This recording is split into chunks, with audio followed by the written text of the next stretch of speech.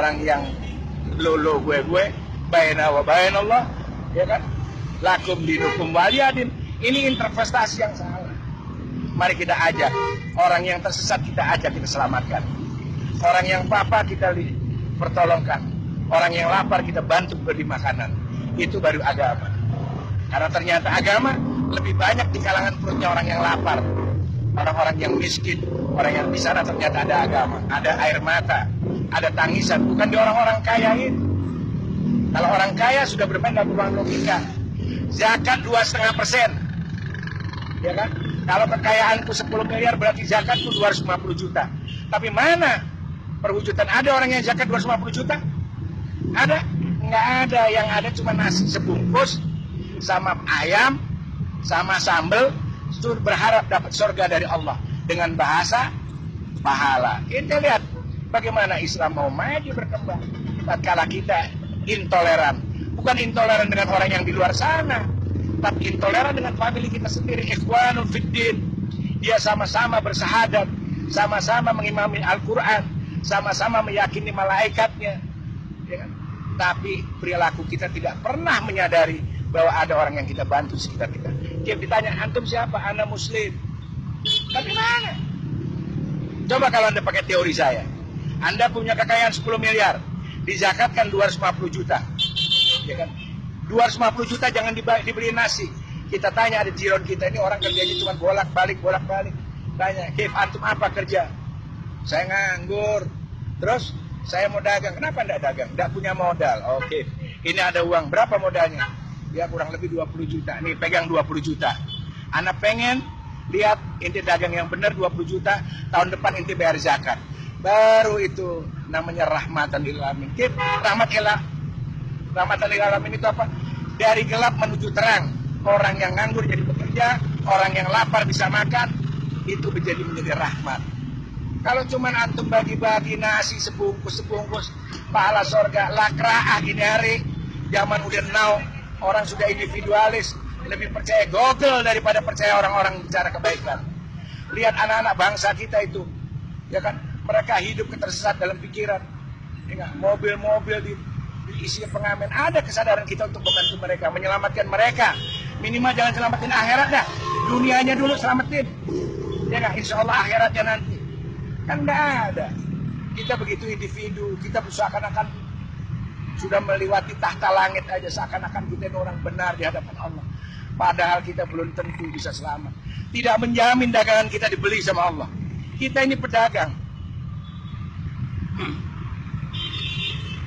Kita ini pedagang amal. Yang mudah-mudahan dagangan kita dibeli Allah. Jangankan kita bisa dibeli, sah menurut furu syariat aja sudah alhamdulillah. Kita bersyukur, artinya kita ngaji. Tapi tetap kita ada wara. Wara itu berhati-hati di dalam kebenaran agama kita. Hati-hati bukan kita ini kelompok Syiah, kelompok Wahabi, kelompok Sunni, bukan itu. Berhati-hati amalan kita mendekatkan enggak dengan perilakunya Rasulullah. Karena kita ini cuma napak tilas dari perjalanannya Rasulullah. Karena tidak ada bukti otentik dalam sejarah dunia orang yang sampai kepada Tuhan kecuali Muhammad ibn Abdillah. Catat itu. Hanya Muhammad ibn Abdillah yang membuktikan bahwa dia sudah berjumpa sama Allah. Ya kan? Ada namanya Siddhartha Gautama. Dia tidak sampai pada itu. Ya kan? Ada yang orang-orang hebat tidak akan pernah sampai. Cuma satu-satu buktinya. Dan Muhammad itu adalah Al-Quran itu sendiri. Itu bukti jelas bahwa Nabi Muhammad telah sampai hadapan Allah selama 23 tahun. Dari lisannya yang mulia lahirlah Al-Quran. Yang pada awalnya la hurfin wala sautin. Itu Al-Quran. Dari lisan yang mulia, dari hatinya yang jernih. Kenapa? 23 tahun itu bukan waktu yang sedikit. Kalau ente sudah mikirin fulus, mikiran dunia, pengen punya mobil mewah. Tapi Rasulullah steril dari pemikiran itu. Sehingga Al-Quran itu murni dan menjadi penuntun umat sampai hari ini. Dari dunia sampai akhirat. Makanya Al-Quran itu wasifa, wadawa, apa lagi? Wadu'a. Itu karena kejadian hati Rasulullah. Jadi mustahil. Kalau otaknya hubud dunia, ya kan, masih senang-senang duniawi, nggak ada itu. Jadi kalau Anda ingin menjadi orang yang berbeda, maka berbedalah engkau dalam segala perilaku daripada orang umum. Makanya Imam Ghazali sendiri memberi batasan. Ada kelasnya awam, ada kelasnya khas, ada khas bil khas. Ternyata khas bil khas itu awam itu adalah pola pikir, mindset cara berpikir kita. Maka di dalam ajaran agama lain juga ada. Namanya kasta, ada Brahma, ada Sudra, ada Waisya. Ternyata itu cara berpikir. Seorang Brahmana tidak mungkin berpikir cara Sudra. Orang yang khas tidak akan berpikir cara orang awam. Jadi cara berpikir bukan status sosial. Nah, boleh jadi ente jadi orang tajir, dunia di tangan ente. Tapi kelas ente tetap orang awam. Makanya jangan heran banyak orang bahlul yang nggak pantas tajir dia tajir. Nah, itu kelas. Jadi ingat bahwa khas adalah cara berpikir. Jadi orang yang cara berpikirnya intelektual, berbudaya, berkultur, bermartabat, dia akan menempatkan segala sesuatunya pada nilai-nilai terhormat.